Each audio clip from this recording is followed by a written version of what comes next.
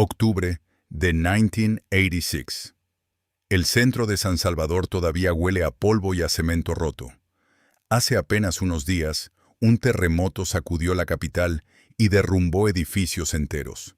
Pero en las calles, entre los escombros y el ruido de las ambulancias, las vendedoras ya están de regreso. Sus puestos improvisados de madera y plástico ocupan las aceras de la cuarta y sexta calle Poniente, y también la avenida 29 de Agosto, igual que antes del sismo. Igual que siempre. La guerra lleva 6 años. Los precios suben cada semana. Y sin embargo, ahí está la gente, comprando frijoles, comprando tortillas, comprando lo que puede. Para quienes vivieron esos años, esa imagen no es heroica ni pintoresca. Es simplemente lo que había que hacer para comer. Hay algo que casi nunca aparece en los relatos de la guerra civil salvadoreña: la vida económica cotidiana de los que no combatían. Se habla mucho del FMLN y la Fuerza Armada, de las masacres y las ofensivas, de los muertos y los desaparecidos. Pero la historia de una mujer que salía cada mañana a vender en el mercado, o de una familia que cruzaba un retén militar con un costal de maíz al hombro, esa historia casi no tiene lugar en los libros. Y sin embargo, ahí estaba la columna vertebral de la supervivencia civil durante 12 años de conflicto. El Salvador, en 1980, era ya un país con una economía profundamente desigual. La tierra estaba concentrada en muy pocas manos, el café dominaba las exportaciones, y una gran parte de la población vivía de lo que producía con sus propias manos o vendía en mercados locales. Según datos de la época, más de la mitad de la población económicamente activa trabajaba sin relación salarial formal. Pequeños agricultores, vendedoras de mercado, comerciantes ambulantes, artesanos. El sector informal no era un fenómeno marginal. Era, en muchos sentidos, la economía real del país. Cuando el FMLN lanzó su primera ofensiva general el 10 de enero de 1981, el conflicto armado se volvió oficialmente guerra civil. Pero para la mayoría de los salvadoreños, la crisis ya venía de antes. Inflación, represión, desempleo y miedo habían marcado la segunda mitad de los años 70. Con la guerra, todo empeoró. La economía se contrajo. Según un análisis publicado posteriormente en Asamblea Digital, basado en datos de ese periodo, el Producto Interior Bruto cayó de forma acumulada alrededor de un 14% con respecto a 1978, y el poder adquisitivo de los salarios se redujo a menos de la mitad de lo que valían en la década anterior. No fue solo pobreza. Fue un empobrecimiento acelerado, sostenido año tras año, en medio del ruido de los helicópteros y los toques de queda. En ese contexto, el mercado no desapareció, se transformó. El Mercado Central de San Salvador, construido durante la alcaldía de José Napoleón Duarte en los años 60, siguió operando durante la guerra, pero su entorno cambió radicalmente. A lo largo de la década de los 80, el comercio informal se desbordó sobre las calles del centro de la capital de una manera que no tenía precedente. Según un documento académico de la Universidad José Matías Delgado, que reconstruye la historia del comercio urbano en San Salvador, fue precisamente en el contexto de la guerra civil que se produjo de forma masiva la invasión del comercio informal en el centro de la capital.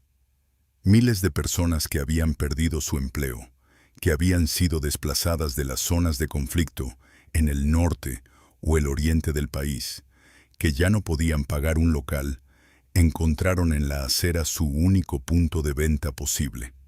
Esas personas no estaban improvisando por capricho, estaban respondiendo a una cadena de rupturas: fincas quemadas, carreteras cortadas, negocios cerrados, familiares muertos o desaparecidos.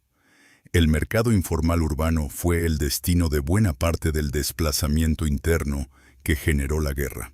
Se calcula que cientos de miles de salvadoreños abandonaron sus zonas de origen durante el conflicto, muchos de ellos hacia la capital o hacia las ciudades medianas del país. Otros tantos cruzaron la frontera hacia Honduras, Guatemala, México o Estados Unidos. Los que se quedaron tenían que comer de alguna forma. En el campo, la situación era aún más difícil.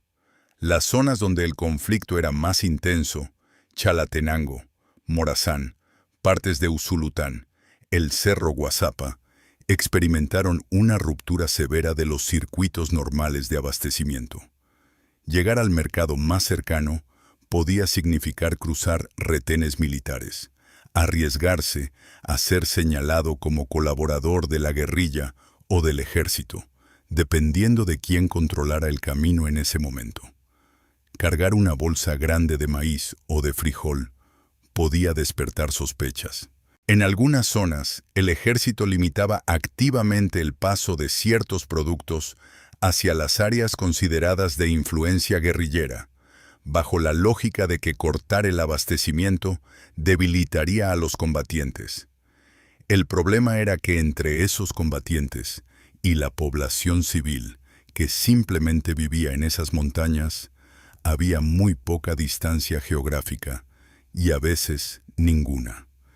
El archivo de testimonios del proyecto Oraciones Incompletas, que recoge historias orales de 48 personas de la comunidad de Arcatao, en Chalatenango, documentado entre 2013 y 2014, da cuenta de la vida cotidiana en esas zonas de conflicto. Los testimonios describen un mundo donde la comida era escasa, donde las comunidades se desplazaban con frecuencia para huir de los operativos militares, y donde conseguir alimentos básicos requería una red de solidaridad comunitaria y una vigilancia constante del entorno. Pero incluso en medio de eso, la gente comerciaba, no siempre con dinero, a veces con trueque, a veces con promesas. Los mercados de las cabeceras departamentales, cuando eran accesibles, funcionaban como puntos de encuentro donde converger diferentes realidades. Campesinos que bajaban con lo que habían cosechado, vendedoras que subían con productos de la capital, familiares que se pasaban noticias junto con los precios del maíz. En la capital, la dinámica era diferente pero igualmente tensa. San Salvador vivió varios episodios de violencia directa en sus calles durante la guerra. El 19th of June of 1985, un ataque guerrillero en la zona rosa mató a 4 marines estadounidenses, 2 empresarios norteamericanos y varios civiles salvadoreños. La zona comercial y de restaurantes fue golpeada en plena noche. No era el mercado popular, pero era una señal de que el conflicto no tenía zonas absolutamente seguras dentro de la ciudad. La gente aprendió a leer el ambiente de cada día antes de salir. El toque de queda nocturno, cuando estaba vigente, determinaba el ritmo del comercio.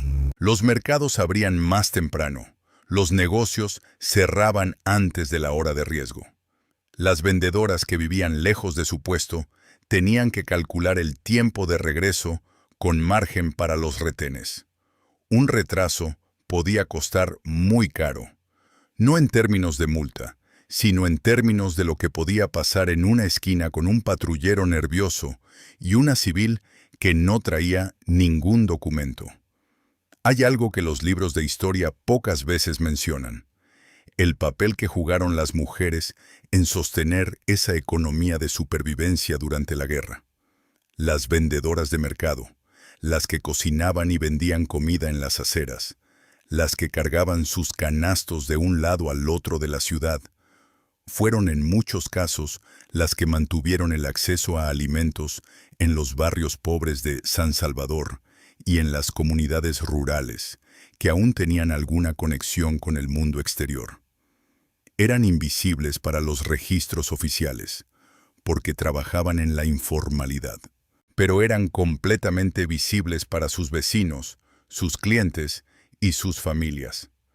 La Coordinación Nacional de Mujeres Salvadoreñas, CONAMUS, fundada en 1986, documentó en esos años las condiciones de vida de las mujeres pobres en El Salvador, incluyendo la violencia económica y la lucha por la supervivencia diaria. La organización fue parte de un tejido más amplio de resistencia civil que no siempre tomaba la forma de armas o barricadas, sino de ollas, de mercados y de redes de intercambio que nadie diseñó en ningún cuartel. Entonces llegó el 10th of October of 1986. A las 11 de la mañana, un sismo de 5.7 grados de magnitud sacudió San Salvador durante 40 seconds. El terremoto destruyó partes significativas del centro de la capital. Hospitales, escuelas, mercados y viviendas quedaron dañados o inutilizables. La CEPAL calculó que las pérdidas equivalieron a cerca del 23% del PIB y más del 40% de la deuda externa del país. El sistema de salud quedó con más del 90% de sus instalaciones afectadas. Y todo esto ocurrió mientras la guerra seguía. No hubo pausa en los combates. No hubo tregua por el desastre natural. Lo que sí hubo fue una reorganización inmediata del comercio informal. Los vendedores que habían perdido sus locales o sus puestos fijos salieron a las calles con lo que tenían. El terremoto, paradójicamente, aceleró la informalización del comercio urbano que ya venía ocurriendo desde el inicio del conflicto. Las aceras del centro se llenaron más que nunca. Las champas temporales, como las llaman en El Salvador, se volvieron la arquitectura cotidiana del mercado popular en los años siguientes. Y aquí está el dato que cambia la forma de entender todo esto.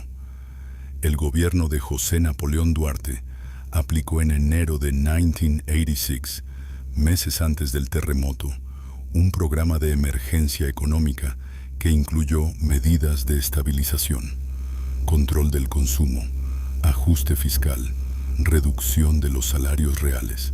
Ese programa generó una movilización popular significativa.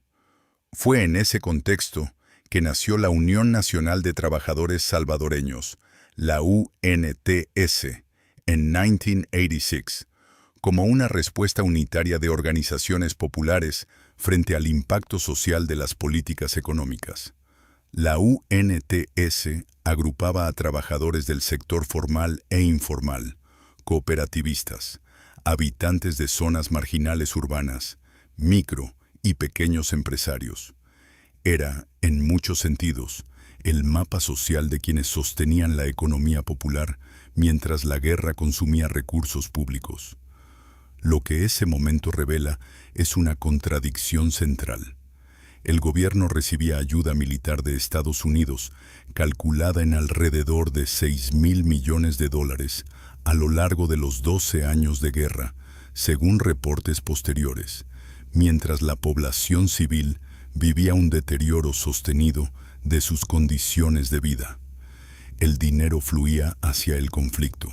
Lo que llegaba a la mesa de una familia en Soyapango o en un cantón de Chalatenango dependía, en una proporción enorme, de lo que esa familia podía conseguir por sus propios medios, sembrando, vendiendo, intercambiando, mendigando o migrando.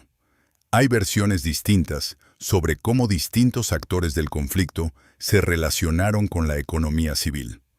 Algunos testimonios sugieren que en zonas bajo influencia del FMLN existían formas de organización colectiva del abastecimiento, cooperativas informales o redes de distribución comunitaria.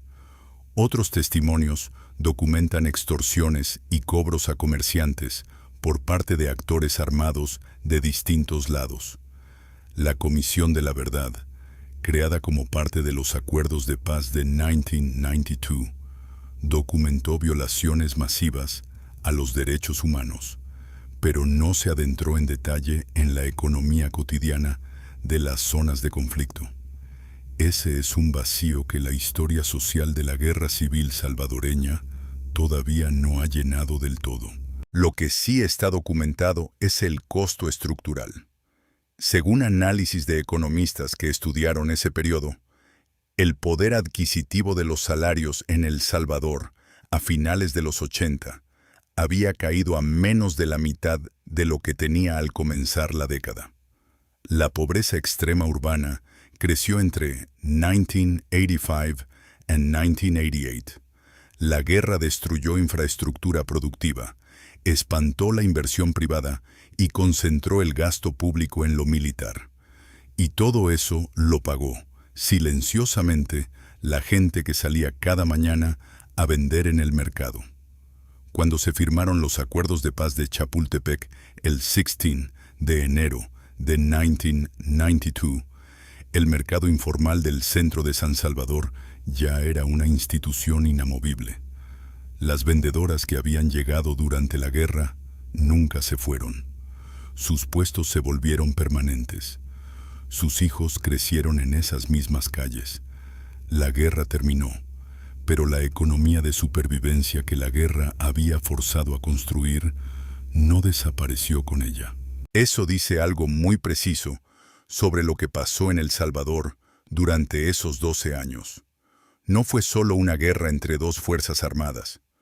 Fue también una prueba de resistencia económica cotidiana que millones de personas enfrentaron sin armas, sin uniformes y sin nombre en los registros oficiales. La vendedora que ponía su puesto entre los escombros del terremoto de 1986, a pocas horas del sismo, mientras la guerra seguía en el norte del país, no lo hacía por heroísmo. Lo hacía porque tenía hijos que alimentar y no había otra forma. Esa resistencia no heroica, esa persistencia ordinaria, es quizás lo más difícil de documentar y lo más importante de entender, porque define cómo una sociedad sobrevive cuando las instituciones fallan, cuando la economía se desmorona y cuando el Estado está demasiado ocupado en la guerra como para garantizar que la gente tenga que comer. El comercio informal salvadoreño de los años 80 es también la historia de las migraciones que vinieron después. Muchos de quienes sostenían esa economía de supervivencia terminaron emigrando hacia Estados Unidos, especialmente hacia California, Texas y la zona de Washington. Las remesas que empezaron a llegar de esos migrantes se convirtieron, con el tiempo, en uno de los principales motores de la economía salvadoreña.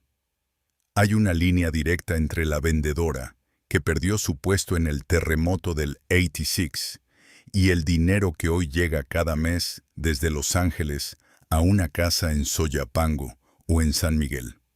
El mercado no es solo un lugar donde se compran y venden cosas. Es el termómetro de una sociedad. Y en El Salvador de los 80, ese termómetro marcaba al mismo tiempo guerra, hambre, ingenio y tenacidad. Los salvadoreños compraban bajo el fuego porque no tenían otra opción, pero también porque sabían, con la claridad de quien no puede darse el lujo de ilusiones, que la vida seguía, que el arroz y el maíz seguían siendo necesarios y que alguien tenía que estar ahí para vendérselos. Hoy, décadas después, el centro histórico de San Salvador sigue siendo un territorio en disputa. Los planes de revitalización urbana que distintos gobiernos han intentado ejecutar han chocado una y otra vez con las vendedoras informales que llevan generaciones en esas calles.